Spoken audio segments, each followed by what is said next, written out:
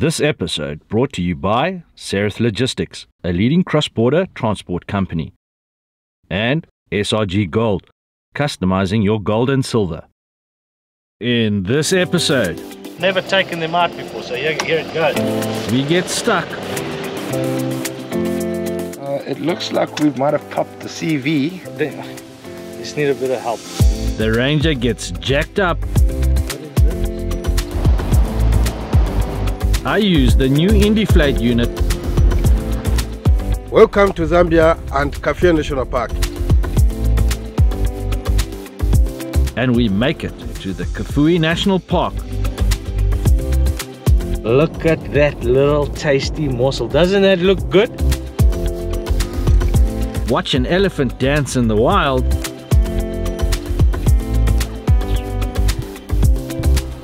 And enjoy wild encounters in Zambia.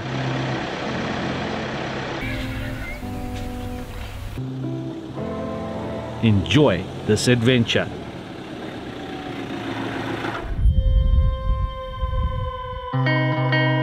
Overlanding is something that to many different people can mean many different things. But in its simplistic form, I think overlanding at its core is basically getting out and enjoying an adventure.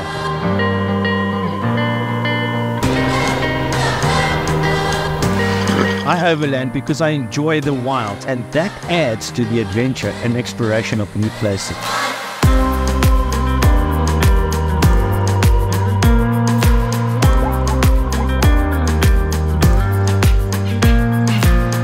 Wherever you are in the world, make the excuse to get out and adventure.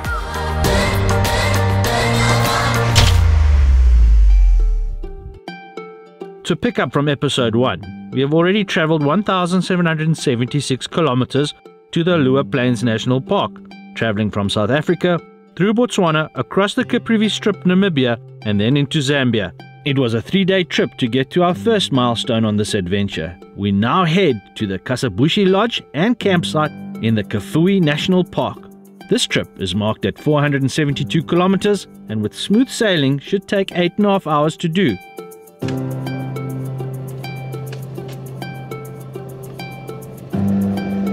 But, true to the adventurer's way, this was going to turn out to be anything but a smooth trip. Let's get into part 2 of this epic Zambian adventure. Very early morning for recent eye. Probably the earliest morning yet, other than the morning we left from Johannesburg. Welcome to this exciting episode where we travel from the Lower Plains National Park to the oldest and largest national park in Zambia, the Kafue National Park. We're now driving from Katayona campsite and we have 23 kilometers to go to get to Lower Plains National Park reception and enjoy as I take you on what surely has to be a magic and fantastic, full of surprises adventure in Zambia.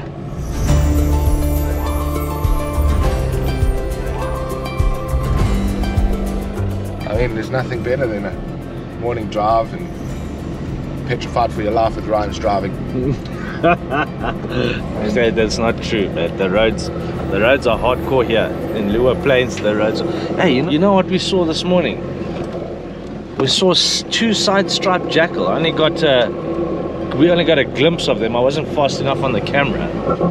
But yeah, that's quite rare to see. I'm pretty sure they're fairly common in the Lower Plains National Park. But yeah, we were saying last night how we hadn't heard any jackal.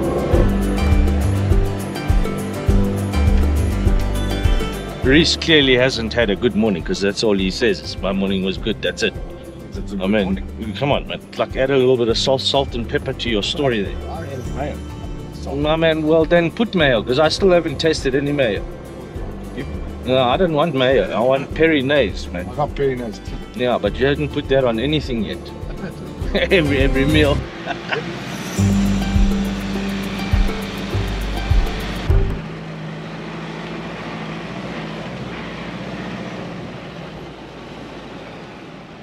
Alright, so it's turned out to be quite a morning. We were 23 kilometers from the reception. I think we're about 5 now. And we're driving narrow two-spur roads with very high middle maneki and a lot of undulation underneath, and the sand is getting very soft. So I'm in 4 high and I've had to lower the tire pressures even more. I've gone 1.8 in the front and 2 bar in the back just because of the weight of the Ranger, but I think that works against her, is the weight. I think that's one of the things. Just be careful when you're driving these roads into Lower Plains. They are proper thick sand, but it's fun and it's good going. Slow going, but still fun. And it's these whoop-de-whoops. Because once the vehicle starts bouncing, it just bounces relentlessly and it just gets bigger and bigger and bigger. So you have to slow down, which in turn makes you get hung up with the thick sand. So we got bogged down. The sand is getting warm. As it gets warmer, it starts to become a lot softer. So we're just going to grab the tread blocks, which are a track that we'll place underneath. One of the nice things with this Smart Cap train canopy is I have them mounted to the inner plates, which is really handy, but I've never taken them out before, so here it goes.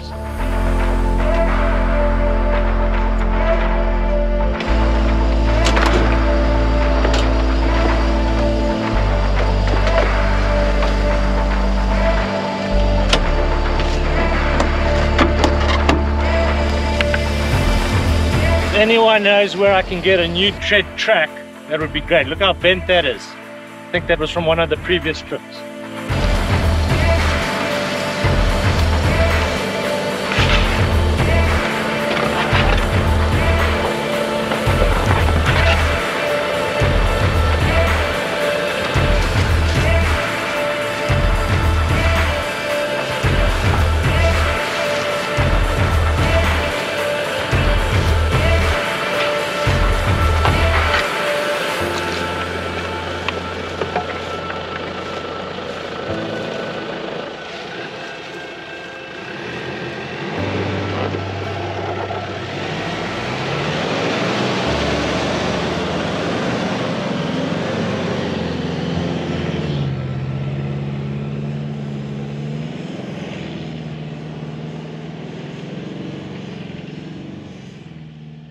Those tread recovery tracks worked a treat.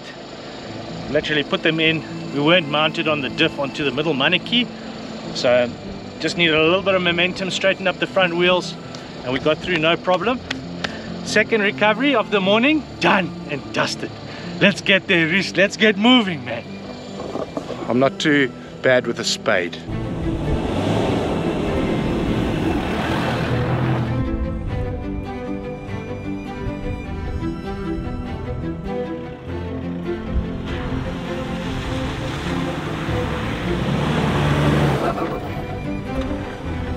Arriving at the pickup point, and after a hard 2-hour slog through sand, we meet the Luanginga River.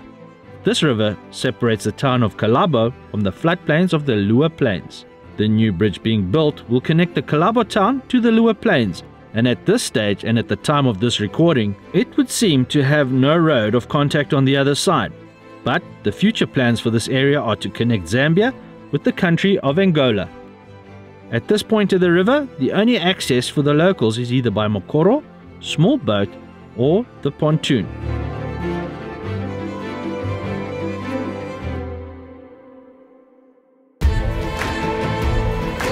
As our true expedition portal, the pontoon, makes its way across the Kolabo River, we are excited for what's to come.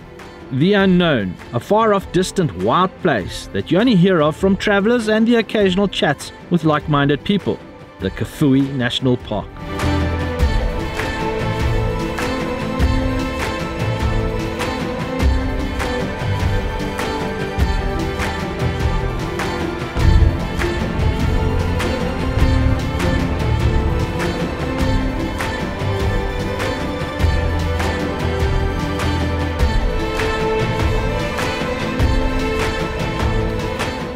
I think a four-wheel drive's got a bit of a problem at the moment. I don't think it's engaging completely. There's definitely rear-wheel drive, but we're not sure about the front.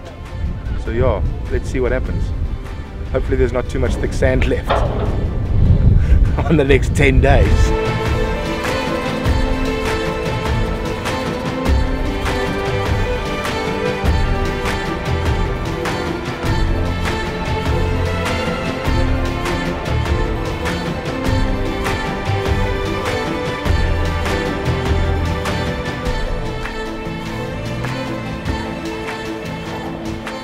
As we drive off from the river's shoreline and begin to make the push some 300 meters up road, something just doesn't sound right. Reese, what's going on here, bud? It looks like we might have popped the CV, but quite badly. There's some metal sticking out of the actual boot. So, yeah, if you have a look there, above my thumb, yeah, there. That piece of metal is a problem. And that's what's hitting and making a noise. So, yeah, I thought everything's going on. I got a hold of my wife to try and find out if there's a Ford in Mvuu so we can get this looked at there. Phone a few of those mechanics. Okay, well, then, I just need a bit of help. Send me their numbers, then I'll phone them from here and ask them. Thanks, lovey. Thanks, love. All fun and games when you lose a CV, that's for sure. Little bit unfortunate, but I thought I heard something pop when we were out there. We just did a, and here is part of the CV joint. There it is there. Pop goes the weasel. When the weasel goes pop.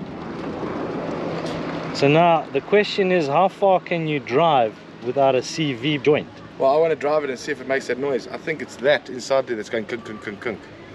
But how far can you drive with, isn't it, I mean, we need to research how far we can go without a CV joint, because that's shattered. Okay, so we're going to find out if we can drive without a CV joint.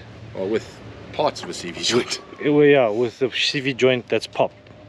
And it's 74 kilometers to Mvuu, and I'm sure if we stay below 80 k's an hour, I'm sure we will be fine. But I have no idea. I'm not a Mackie, and nor am I mechanically minded.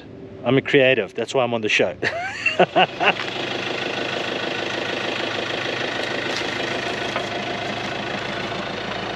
Okay, so the noise is still happening proper.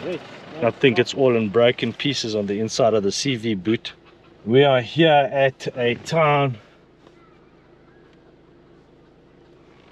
called Kolabo. Kolabo town. We're on the looks like we're on just on the outskirts of it. We've got 73 k's to go. I just got to activate hotspot, then we can research and find out about CV boots and what.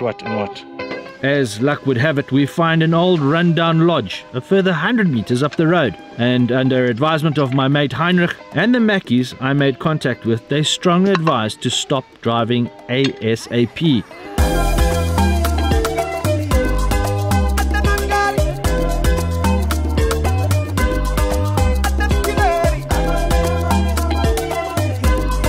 Okay, so we are here at Kolabo town, and it's close to the end of the day. We are now at 5:15 in the evening, and the mechanics are nowhere to be seen.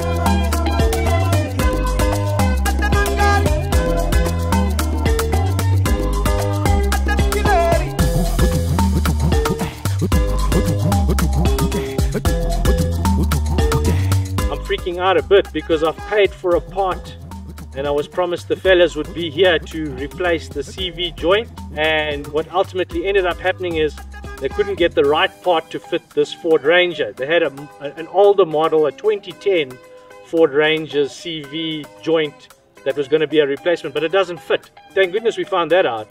So the guys are going to clean out the CV joint now, the boot, disconnect the spider from the CV rod, and allow me to drive only in two-wheel drive until I get to Kafue, where hopefully I get a new replacement part for the CV so I can be able to access 4x4.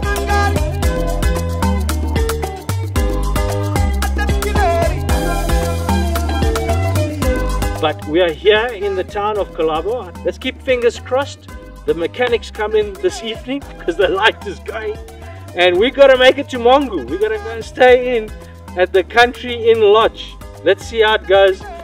Yeah, been a long day, but beers are calling.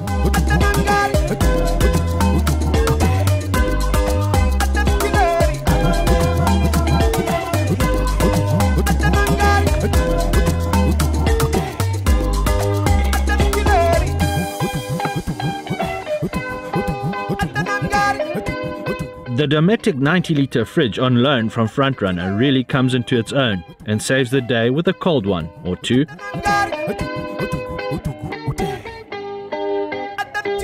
A day of slow going and frustrations. We arrived at the lodge at 11:30 in the morning and twiddled thumbs and fingers for the better part of the day. 6:30 p.m. and finally Evans and Prince from Mvuu AutoZone pull in and save the day.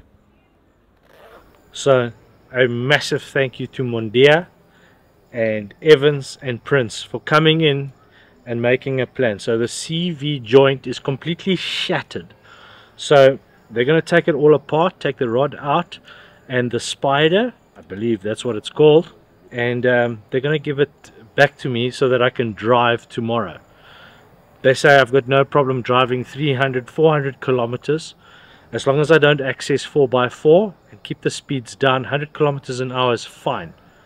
Tomorrow the plan is the guys are going to come in from Lusaka and meet at a halfway point at Chunga Gate as we enter into the Kafue National Park. It's an absolute job. Half of what Evans has told me has gone right over my head. I know there's ball bearings. I know that we've got to wrap something up in plastic because we're literally moving with this whole piece and being able to get me back on the road and carry on in the adventure.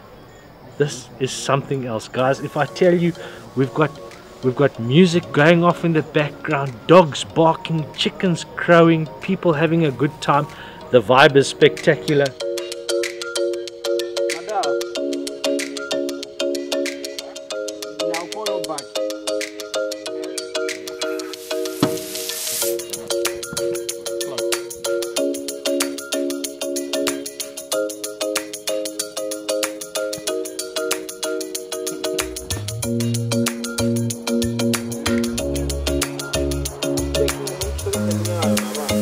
Always great to see a plan come together, and with the tyre fitted and it now being dark, we get ready to hit the road and make our way to the town of Mvuu.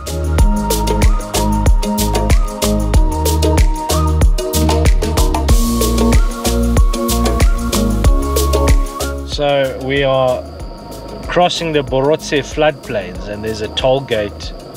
If you're coming into Lower Plain, there's a toll gate right at the end of this 30-kilometer stretch.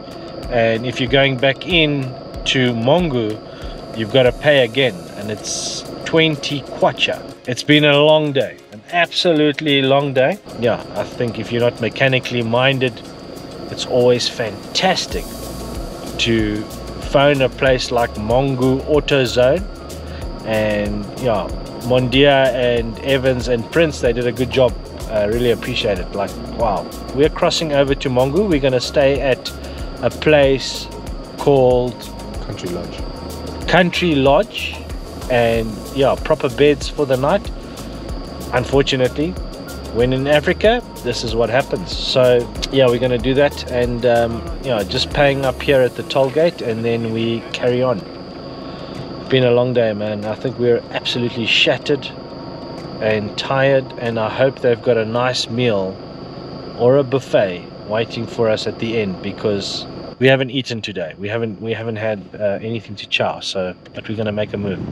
Now I wanted to show you the impressive Borotse floodplains, but it being dark, this is the best I could do. We pull into our lodging for the night, have some dinner and call it a night. Good morning. So in the rush of everything yesterday and the delay of trying to get this left front CV joint sorted out, we completely forgot to re-inflate the tires. So it's time to use the most handy little bit of kit on this car that I absolutely love, the Indiflate unit. And I'll tell you what, we got the new one. Rikus from Indiflate South Africa reached out to me and said, would you mind using our latest digital version of the Indiflate kit. Now I've already used it 2 or 3 times, and if I tell you, this thing is precision accurate on your tire pressures. So that's one thing I absolutely love. But let's get it out, get these things pumped up, and get on the road to Kafue. Come, let me show you.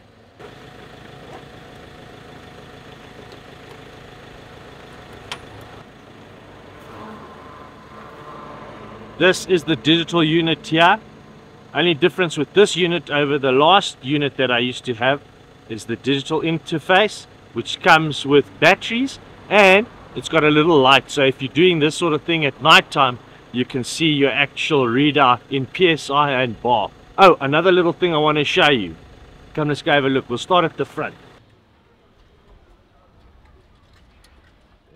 One of the cool things is Norman from EconoLift. I gotta tell you, this guy is an absolute whiz when it comes to air compressors and airbags and all of that.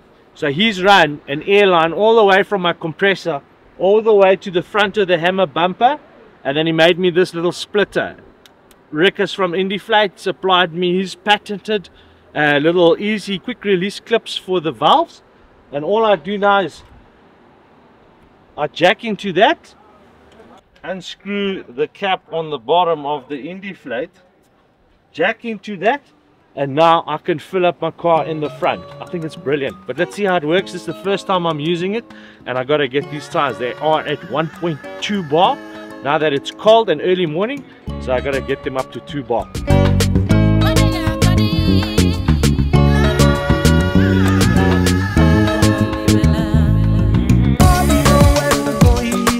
And it works. So the line from the back at the compressor all the way through the car to the front here, with the hose jack in onto the Indiflate, the new Indiflate unit, seems to be working. Have a look at this digital unit. Come have a look. So you can see it's reading out 1.92 bar now. So that's the pressure going in. I think this whole little system, absolutely brilliant and so efficient. The other little jack for the back. Just plug it in, done.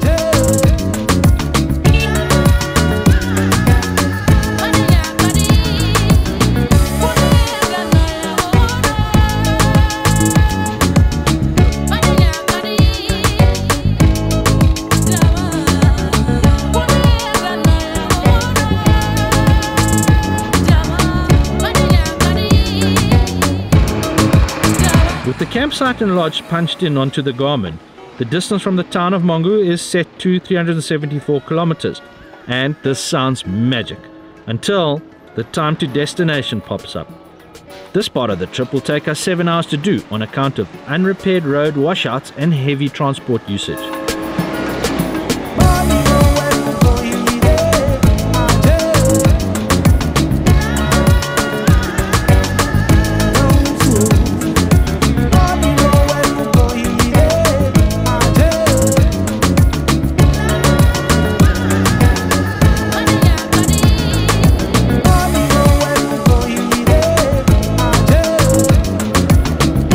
A real test for man and machine, as the conditions of the road just get really bad, and I'm worried about the Ranger without a left CV joint, but everything else is doing great.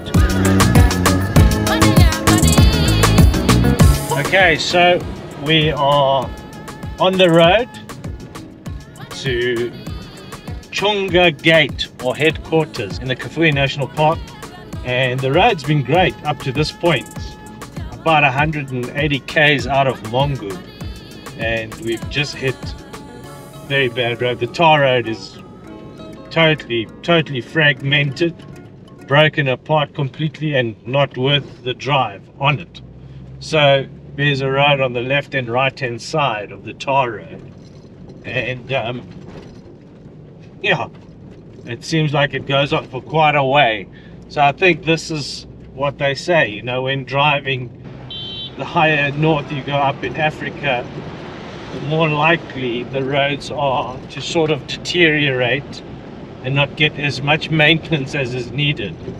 So when in Zambia, don't always think that the road might be great, and it might be excellent. We've just driven some excellent road, and you just need one section to put you back in your place. We've got about an hour and a half's drive, but at this pace, well, who knows? Let's see how it goes. There's more coming up. Gee whiskers. Back off the tar road onto dirt. Now there is no tar road. Completely no tar road. So now you have to pick the line that looks the most used. It's got no corrugation. That's the easiest to drive. And we're on the wrong side of the road. It's the smoothest one, so I've just gone for it. I'll correct back over if I need to.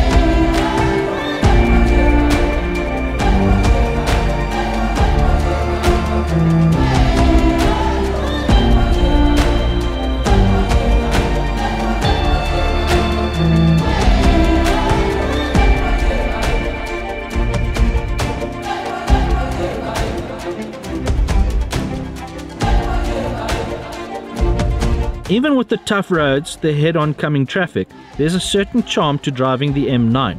It feels great, and as a passenger, I'm actually enjoying this. Reese, on the other hand, well... How's the driving? You've just taken over, and how's it going? Zambia does not have roads. They have nice roads, but some of them are shocking. Like really bad. Like this one. How long have we been driving bad roads for? Like 120 k's ish, maybe more. We've got more to come. We've just got a warning on our thing saying start of uneven dangerous road, and we haven't even had that warning, and we've been driving uneven dangerous road the whole way. How's Zambia been so far? I think they're losing a lot of land because their potholes are getting so big that they're just disappearing. No land. But Zambia is amazing. Lots of weird fruit things on the side of the road that we don't know what they are. So we don't know if you have to cook them, or you just peel them and eat them, or you... Sorry, missing potholes here. Or what? Driving scares me. You can drive. No, you sat in the car. You didn't get out. So I know you wanted to drive. Sakes.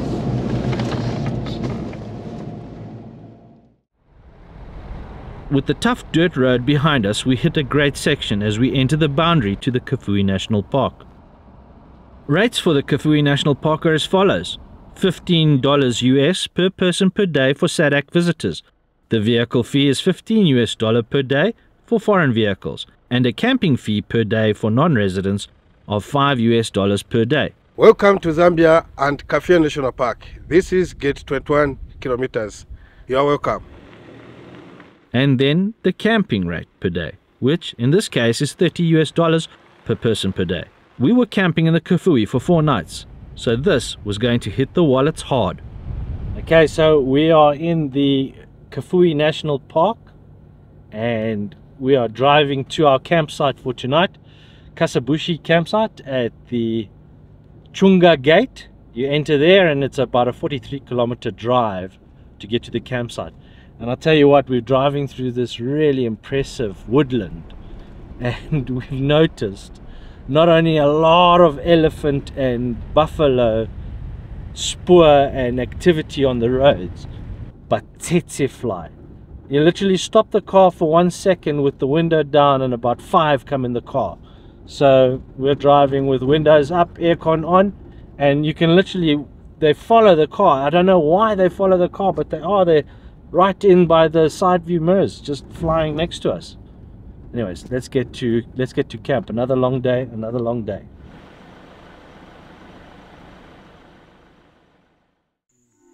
We make it to the Kasabushi Lodge and campsite, and the one thing that will grab you is the fact that it is a campsite situated right alongside the amazing Kafue River.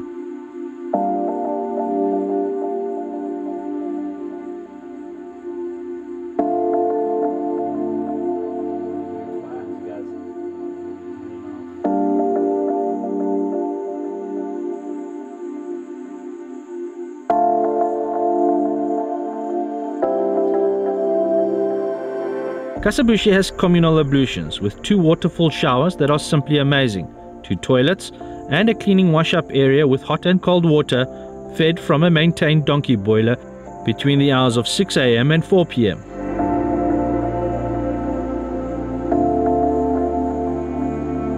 Kasabushi Lodge and campsite is regarded as the heart of the Kafue. It has been built in the wild zone of the national park, an area where visitors can enjoy the pristine and unspoilt bush in somewhat isolation. On arrival, it feels very wild. The bush is thick riverine, and it truly is a stunning place.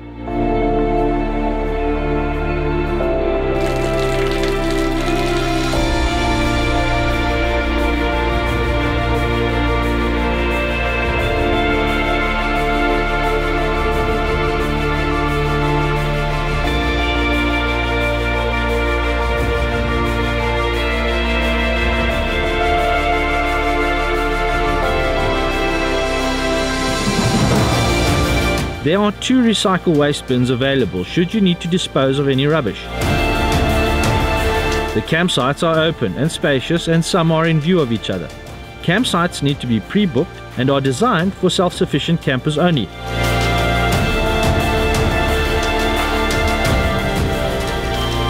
Electrical points are made available at the reception if need be, and bear in mind that Wi-Fi is only made available for emergencies only. Each campsite receives 1 bundle of wood per night and a braai stand for cooking over the camp's fire pit. Our initial impressions are excellent, and it doesn't take us long to meet the new owners Tessa and Quintin, who invite us to tag along for some sundowners at the rock in the Kafue River.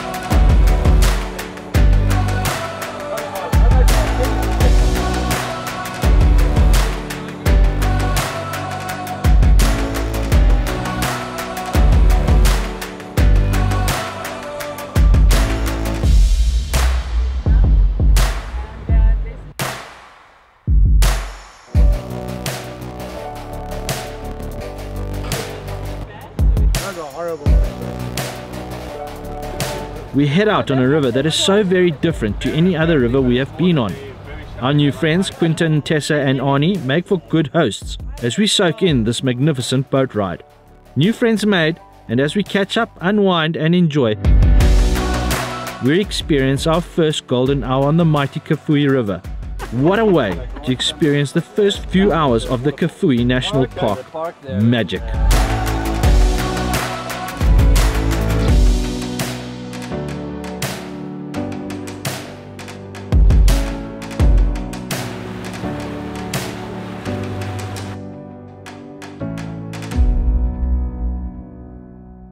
Arriving back at camp, we join our new friends around the fire for a magic dinner, and a very wild experience unfolds, literally meters in front of us, as this young hippo bull feeds.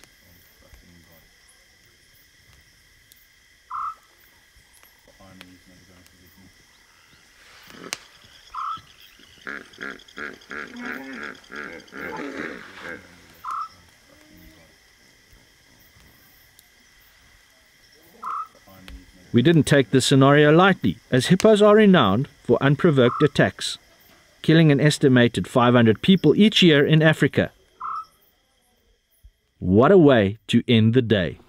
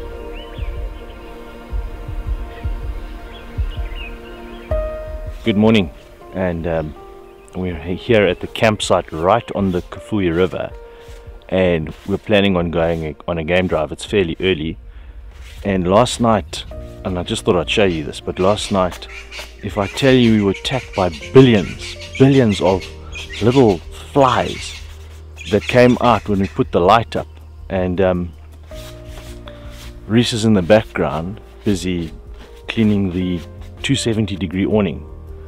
And I've just realized something. Have a look at this.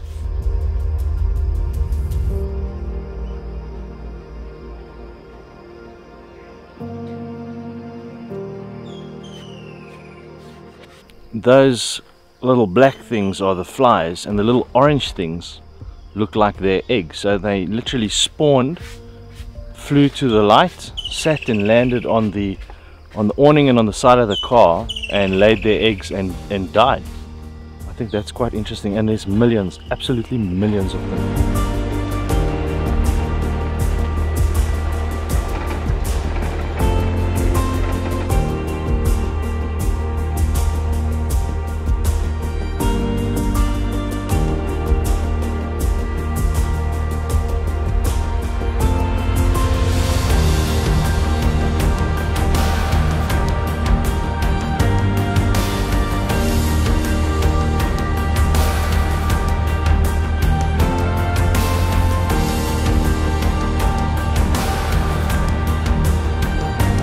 The Kafue National Park covers a massive 22,400 square kilometers.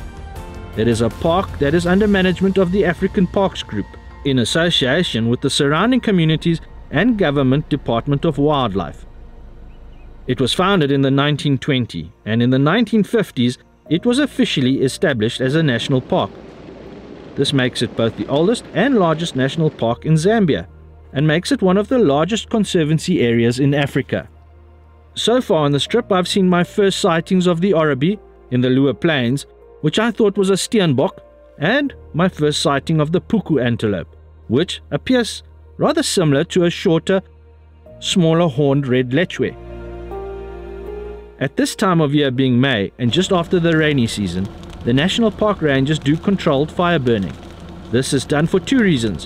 One, to replenish the soil with nutrients and start regrowth of grasses and shoots, and two, to clear out the undergrowth for potential natural runaway fires that would be hazardous to the ecosystems, the lodges and the people that live and work in the Kafue National Park.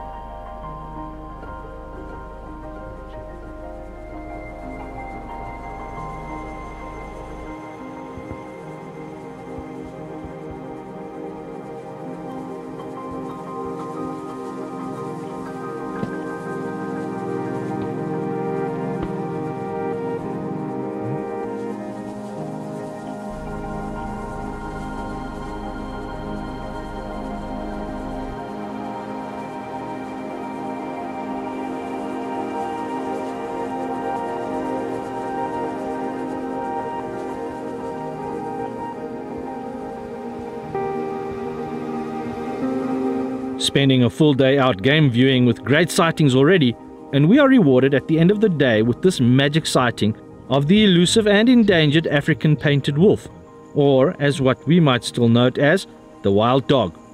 I never knew this, but this is Reese's first wild sighting of these magnificent animals.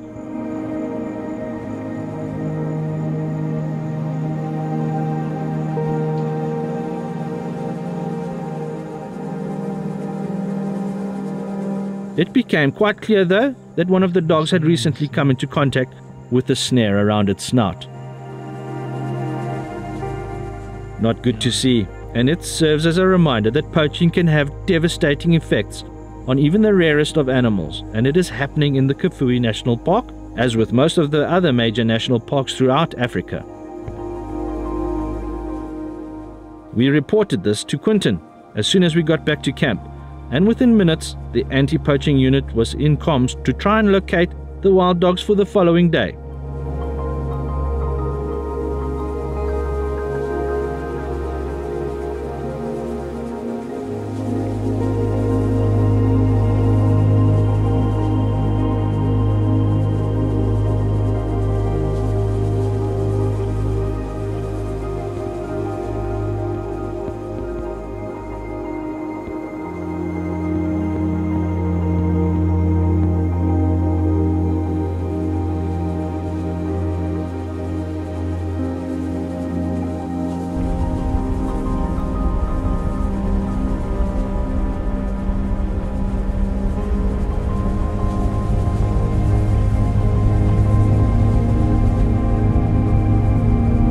on the way back to camp, and as the light faded, we came around a corner and caught a glimpse of a leopard darting across the road.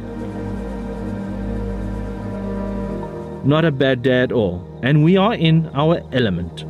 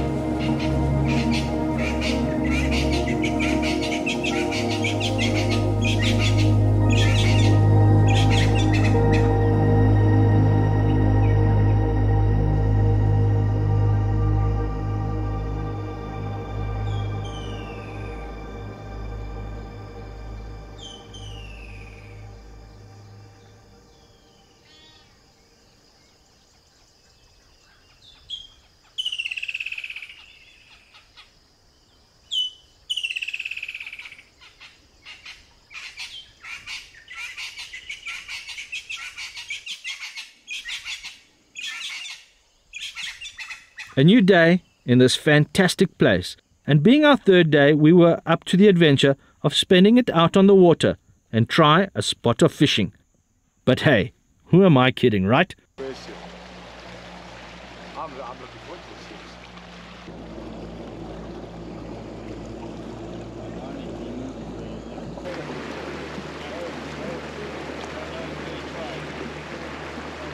Our house, and then at some point where we're living now, we hope to. We're on the mighty Kafue River. The Kafue River is quite a rocky river, and it flows into the mighty Zambezi. Two mighty rivers, and we are on one of them. Throwing a spinner or two in the water, hopefully to find either the pike or the tiger fish. Reese, you look like you are in a rap video, man. I am, aren't I? This is what a fisherman looks like, P. You look like tsetse fly bait.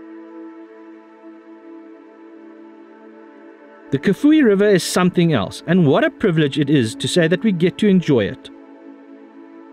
It is the longest river wholly occurring within Zambia and stretches 1,576 kilometers. It is a river that supports farmers for irrigation and is used for hydroelectric power generation at the Kafue Gorge Dam. More than 50% of Zambia's entire population live along the banks and catchment area of the Kafue River. It is one of Zambia's icons, and from an early period, its stature as a river was so pronounced that the oldest and largest national park was named after it, the Kafue National Park. And so, day 8 ends, and we are on the Kafue River. This will be our second night here. It's so beautiful. I've got hippos going off right behind me. I don't know if you can see them. And it's been fantastic. We lost a day because of the trouble with the Ford Ranger, the CV joint, but we're here now. The sun has just set. It is simply stunning. We did drop the rods in, and we did have a couple of small bites, but nothing to write home about. None of that matters when you're on the Kafue on a rocky outcrop island, and we've got about 4 or 5 different hippo pods going off behind us. What a day and what a place.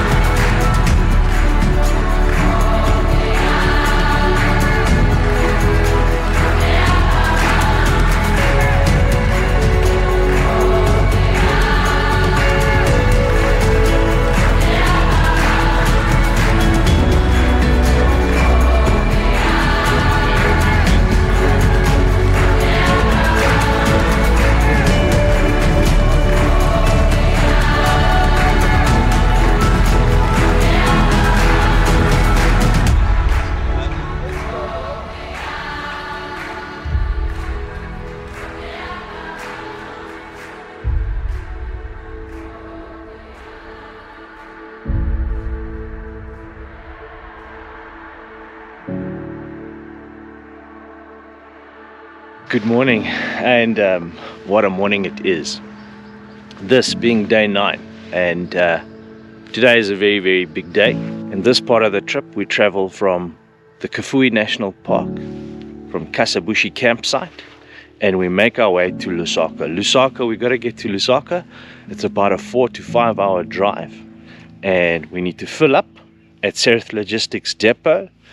We need to pick up some odds and sods, but most importantly, we need to get this CV joint sorted out and fixed. I reckon we're going to be spending 2.5 to 3 hours in Lusaka, which is a big thing because, yeah, it's a 4 to 5 hour drive to Lusaka plus 3 hours, and then we've got a 4 hour drive on the Chirundu Road all the way down to Lower Zambezi National Park, where we'll be staying at Mvuu campsite, which is on the outside of the national park, that's a big day. That is a very, very big day. So I'm just keeping my head on a swivel. It's very early in the morning. I think it's 5 minutes past 6. We were up at 10 past 5 this morning, and it was very dark, and it's very, very cold. And being on the Kafue River, wow, what a 3 nights it's been. It's been absolutely fantastic. So what do you need to know about Kafue? Well, Kasabushi, number 1, is a campsite that I now deem as my most favorite campsite in Africa. It just really is. It's a wild campsite. It's got thick undergrowth and bush. Lions, leopards, elephants, everything walks through this campsite, and it's just got probably the most stunning and extraordinary ablutions I've ever seen. I'm just waving to a fellow neighbor camper named Alan. Alan, thanks for joining the Patreon page, man. I really appreciate it, and it's really, really awesome to meet you and your wife. So we're going to leave now. Kasabushi's absolutely been fantastic. I cannot wait to come back. I'm definitely coming back to this place. The campsites are amazing. The people are amazing. Thank you, Quintin and Tessa and Arnie, for all your help. If you are keen to come up to Zambia, this is definitely a spot I would rate. I hope to run into you guys one day here at Kasabushi campsite. I'll leave all of their information either at the end of the video or down below. But we're heading out this morning. Let's make some tracks and get to Lusaka. The next part of the adventure, well, I hope it just gets better and better and better. But how can you top what we've already been seen and done? Just, yeah, I tell you, words don't describe what goes on in an overlander's and an adventurer's soul. It's just, if you do it, you know exactly where I am, and you know exactly what I mean. But let's roll on out. And I made my coffee this morning, so that's a lekker thing. Let's get on going.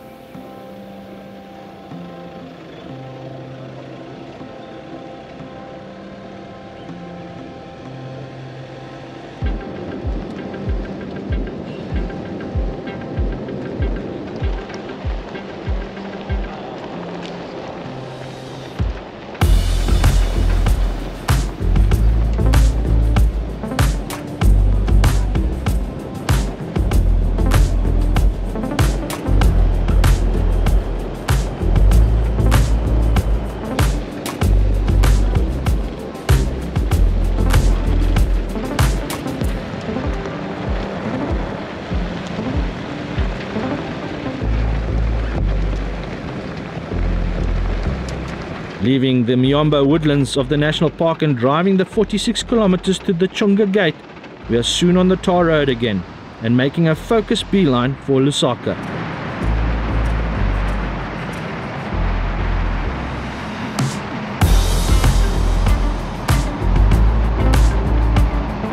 It is a 308 kilometer drive with an estimated travel time of 5 hours and 13 minutes. Our goal for this part of the trip is fourfold. 1. Get the CV repaired at Mondea's house. 2. Restock and resupply at a supermarket. 3. Fill up at one of the Saty Logistics fuel depots. And 4. Get to Mvuu Lodge and campsite before the sun goes down. Oh, and I'm loving being passenger, as Reese's training wheels are finally coming off.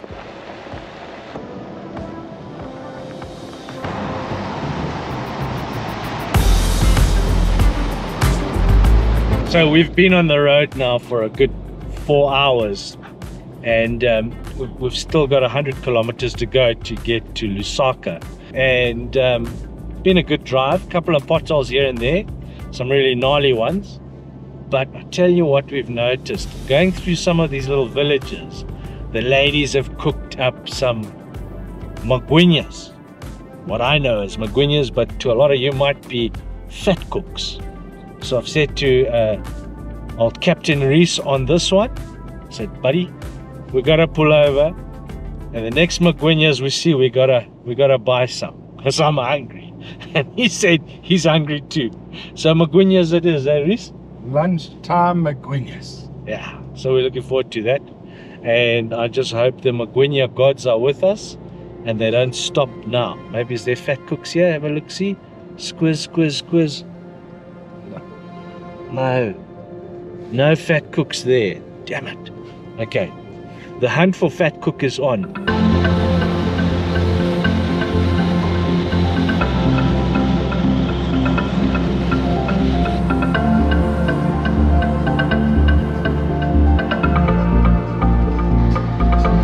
Okay, magic. So I tell you what, we just found, it's literally 10 minutes after I've just had that little chat about the magwinya or fat cook, and what we've just found out and stopped and purchased is a different shape, almost like a cook sister. What we know in South Africa is a cook sister, but it's circular.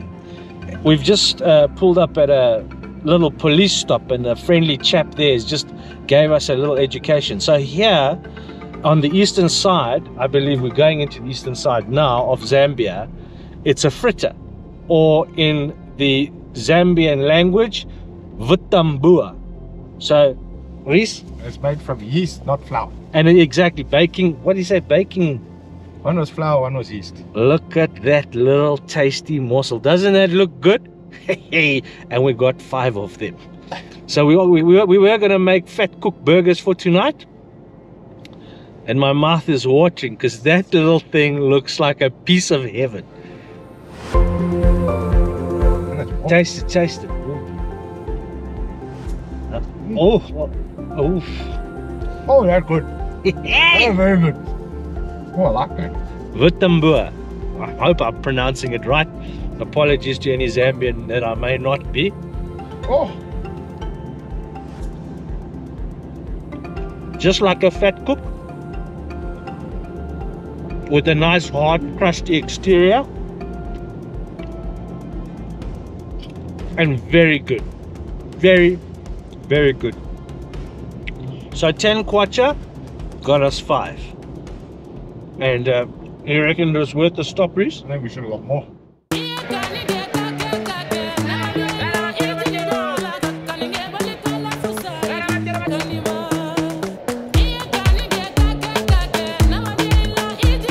Reese, what is it like driving in Lusaka? Stressful. Stressful. Why is it so stressful? It's a lot of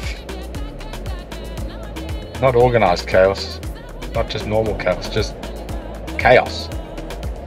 People. Is that rats on a stick? Like rats on a stick. Is it rats on a stick? Oh, don't look at it too long. No, I don't want rats on a stick here. There's just people, taxis, buses, motorbikes, bicycles. People, more people, and more people. And then on top of that, there's more people. We have to make it through the city centre of Lusaka from the western side to the eastern side. As adventurers, city centres, traffic and people can be somewhat daunting, especially in a new place and having been in the bush for the last 9 days. But happy to report that on this part of the trip, Reese finally got his driving promotion.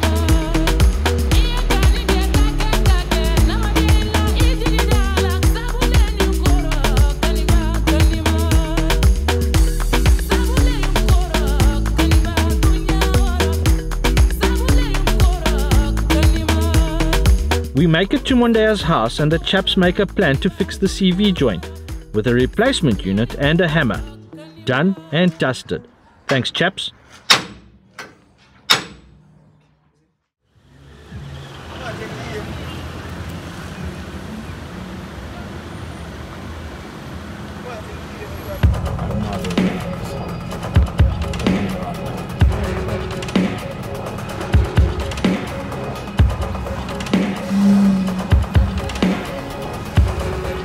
How's it going, Reese? Nerve-wracking. Why so nervous? I don't know if South Africa has different road rules, but it appears so. If a robot's not working, just so you know, in Lusaka, no one, if you stop for someone, 500 cars go through. So you just got to push your way through the intersection. It looks like you're having fun, man. It's just quite fun. Stressful, but fun. And the one nav, are you enjoying the one nav? The one nav's working awesome. Yeah. No, that's like that. Cool. There's one stop street in the whole of Lusaka with actual stop signs. Quite amazing. Lots of circles or roundabouts or whatever the hell they call it. I am in the passenger seat just because my stress levels, as Reese says, are through the roof and I shouldn't be driving the car. It was a bit of a process, if I'm honest with you, to get the CV joint sorted. It was supposed to take 45 minutes. It took 2.5 hours to do. And we're running so late. So late. We've got to take the Chirundu Road all the way down to Lower Zambezi National Park. And I believe we're going to be driving on dirt road. And the time now is 6:30 in the evening. And Lusaka is absolutely busy. It is a really busy place. And like Reese was just saying, roundabouts seem to flow, but robots don't seem to work, or traffic lights. And you've got to drive with a bit of purpose in order to get into a lane. And yeah, it's just so busy, absolutely busy. But I tell you what, we feel brilliant, we feel good, we feel safe in the car. Zambian people, everyone is waving and shouting and saying hi to us. So thank you, Zambia, for being so hospitable and yeah, allowing us to enter in when we don't really know where we are, where we're going. Thank goodness for the one nav, which here is, so that you can, good man. That's crazy. I'll tell you, the traffic is next level. So yeah, we're zigging and zagging and nervous, and blood pressure is shot. Stress levels? Stress levels are right up through the roof. And we've still got 4.5 hour drive to do on roads we've never been on or know anything about, so we're just going to take it easy. But yeah, the vibes are really awesome in Zambia. Really awesome. It's what an adventure and what an experience, and good to be in new places and, you know, be in the heart of the capital city that is Lusaka to Zambia. Brilliant.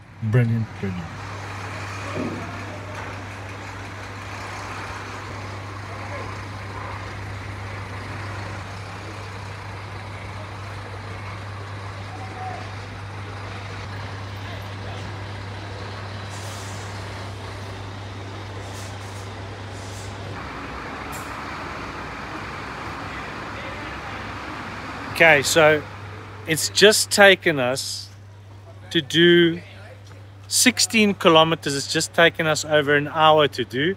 It's rush hour in Lusaka, and we've just pulled into Mount Meru SOS filling station and depot.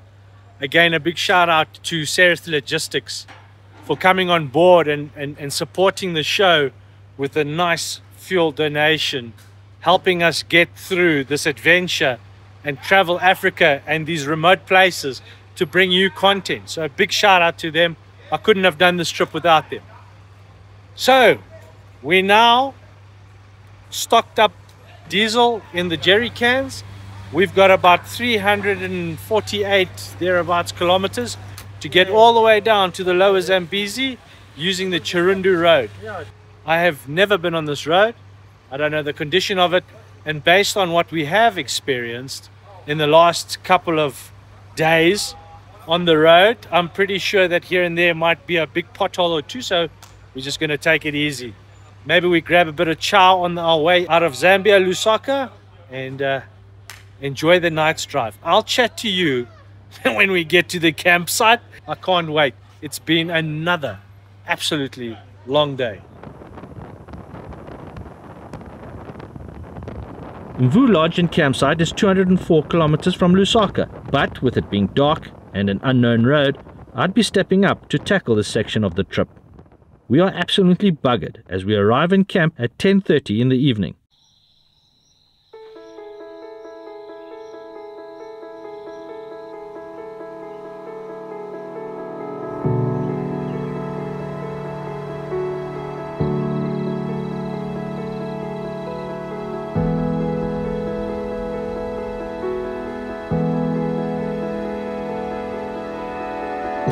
What are you doing, Reese?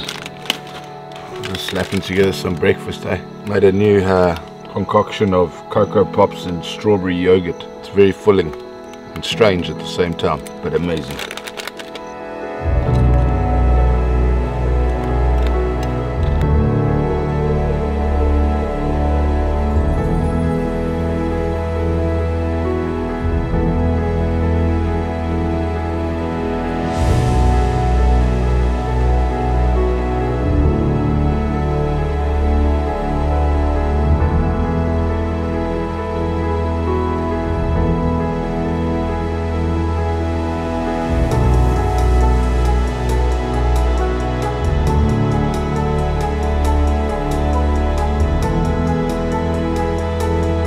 So we are on day 10.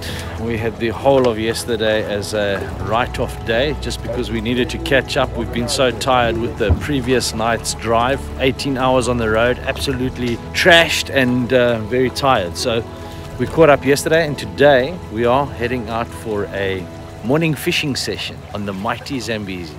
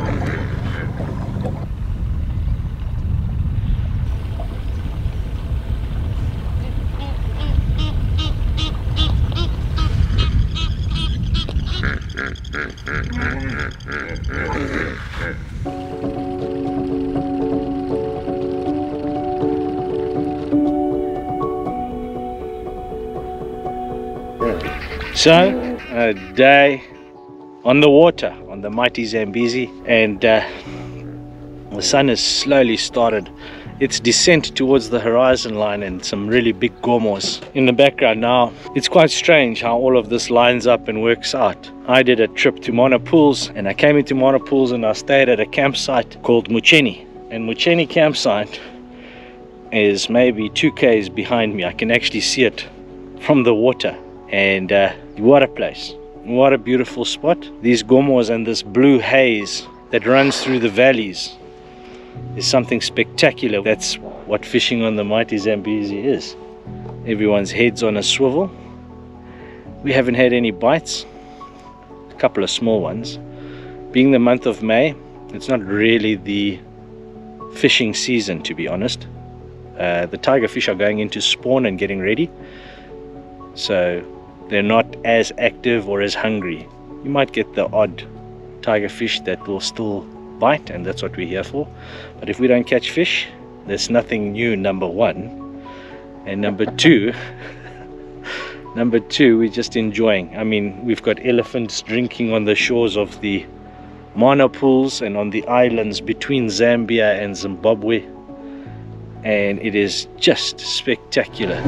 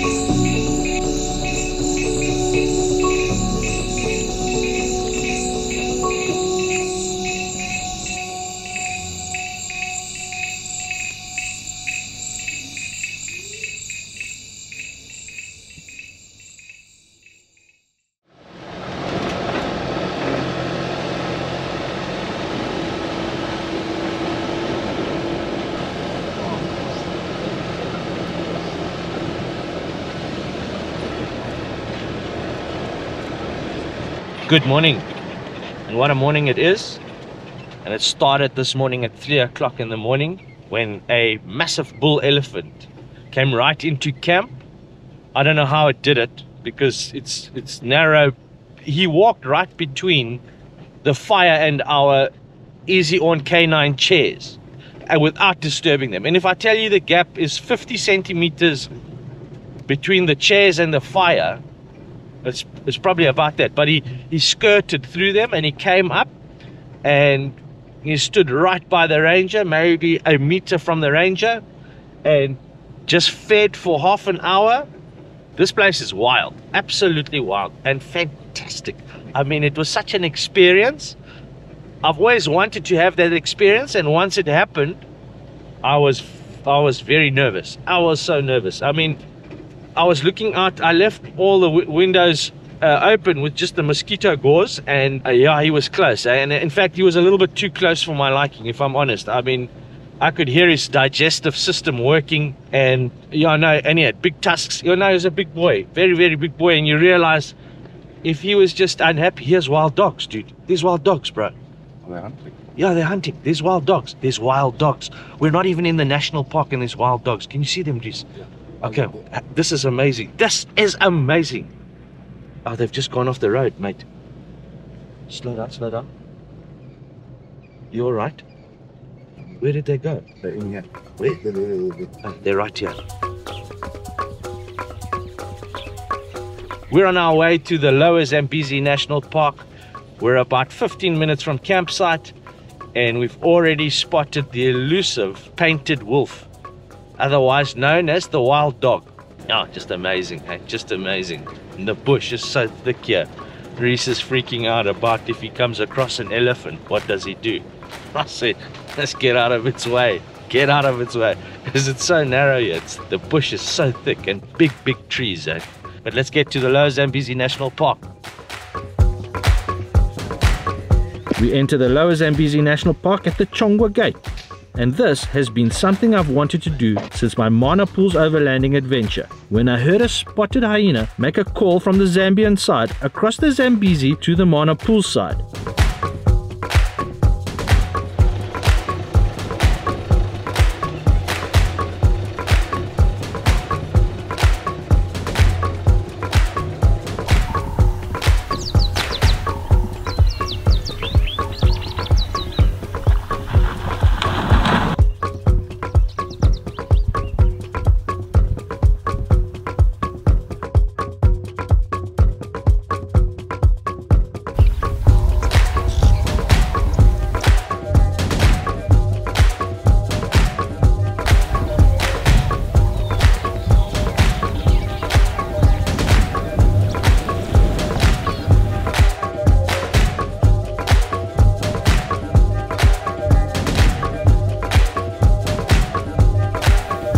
So, what do you need to know about the Lower Zambezi? Well, for starters, it costs a massive $30 per person per day, from 6 a.m. to 6 p.m.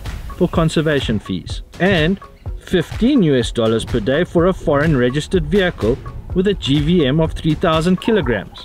Now, this seems fair comparative to the Kafue, almost. But remember that we camped in the Kafue National Park. Lower Zambezi doesn't offer camping inside the national park.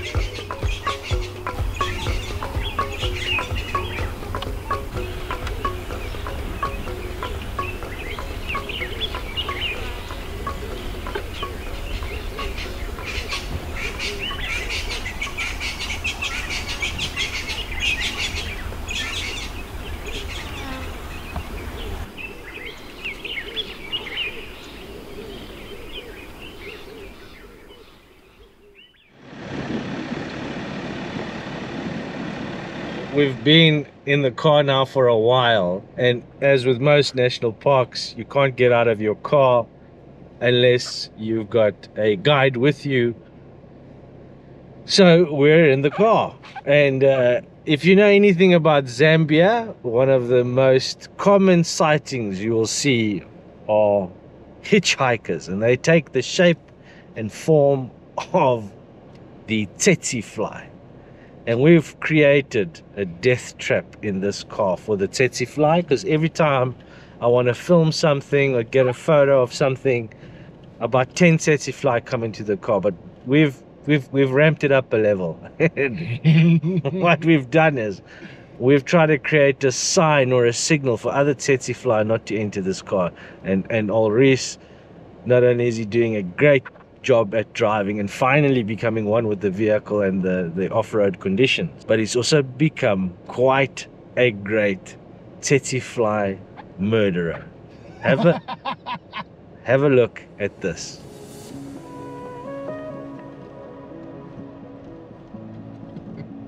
What do you have to say about the tsetse fly? What?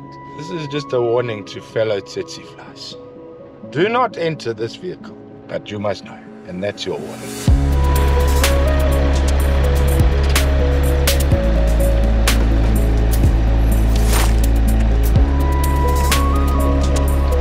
The Lower Zambezi lies on the banks of the Zambezi River, in the southeast of Zambia. This national park was once a private game reserve of the then Zambian president, and in 1983 it was declared a national park. It is an area protected from mass tourism, then and now, and as such is one of the few untouched wilderness areas left in Africa. It's a national park that feels very raw and very wild. This area, including the Mana Pools National Park, are recognized as a UNESCO World Heritage Site.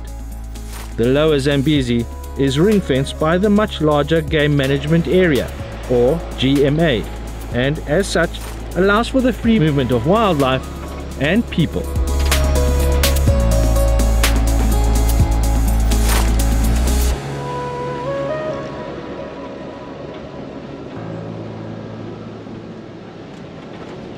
A massive thank you to Stanley, our camp groundsman and helper. A massive thank you to you, mate, for making our trip here and stay here a lot easier. Being the halfway mark on our trip, I tell you, we're absolutely shattered. So to have that little bit of help and assistance, it just really allows you know, the batteries to start getting recharged. Don't forget, if you do come here, don't forget to go on a boat cruise. I'd say evening is probably best. At sunset on the big Gormors behind me, it's just something spectacular. We're in the process of packing up. We're not too far from the end, and yeah, we're going to head out. I think we're going to shower up and then head out.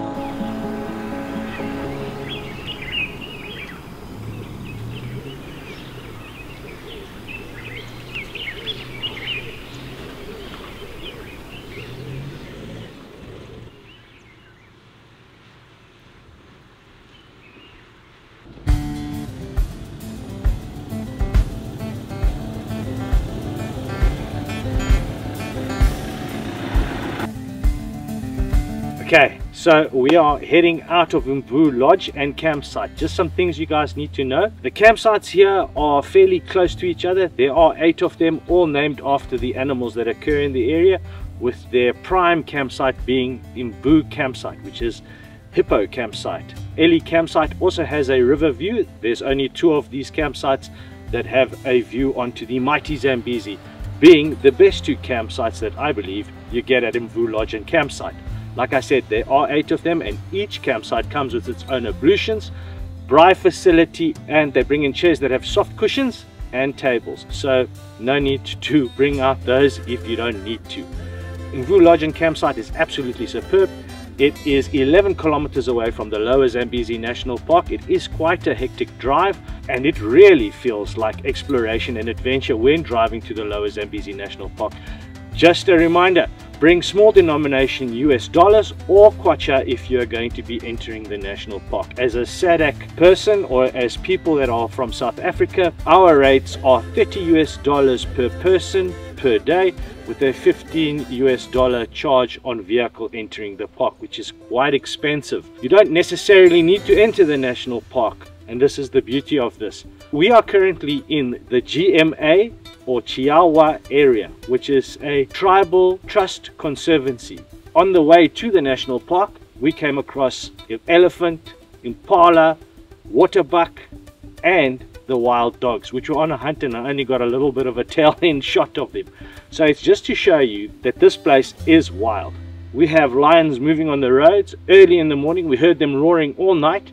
So don't get complacent when staying at a lodge such as Mvuu. There are plenty of lodges along the Zambezi, so find the lodge that's right for you. I'd highly recommend the Mvuu Lodge, but if you do want your campsite to be a little bit more solitary and isolated, then this might not be the campsite for you. Camps are relatively closely spaced on top of each other, and I would imagine during the on season, when the tiger is on the bite, which is in the Easter months and towards the end of the year, I would imagine that this place gets filled up quite quickly. So, in summary, the Zambezi and the Lower Zambezi National Park and Mvuu Lodge, in fact the whole trip, very sad and sorry to be leaving Zambia. As always, I wish there was a lot more time, but there just isn't. With 11 days in Zambia, Reese and I have had an absolutely fantastic adventure-filled trip, and it's been amazing to visit new places, wild places, encounter new people, great people, and have an adventure that I look forward to coming back and doing again. I hope you've enjoyed this episode. If you have, give a like, share, all that good stuff down below. A massive thank you to my Patreons, to all of you, the subscriber, and to everyone we've met along this amazing adventure throughout Zambia. And there's been a lot of you. Nice to meet you all, and thank you for your support to the show and the channel, and to the new Patreons. Today, we make our way to... Stay tuned, you're going to have to find out in the upcoming episode, where Reese and I spend another 8 days in what truly is going to be a magic adventure. New places, new campsites, wild, all that good stuff coming up and more. Stay tuned. I'm Ryan Crocker. This is 4x4 Ventures taking you on what surely has to be an epic Zambian adventure. Till the next one, stay safe, keep trucking, and I'll see you out there. Cheers!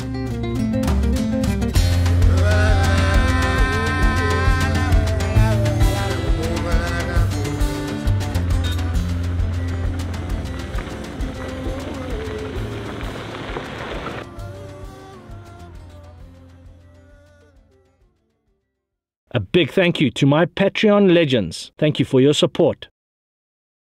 Sign up to my Patreon, link down below. In the next episode,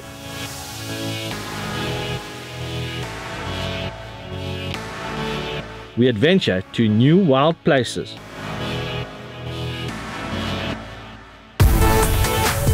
Look for some parking. There's parking here to get out and have a look at.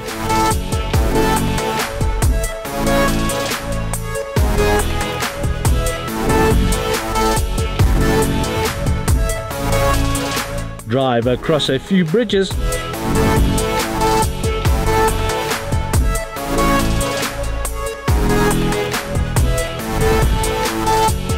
We are here yesterday was a long drive and have our second wild encounter.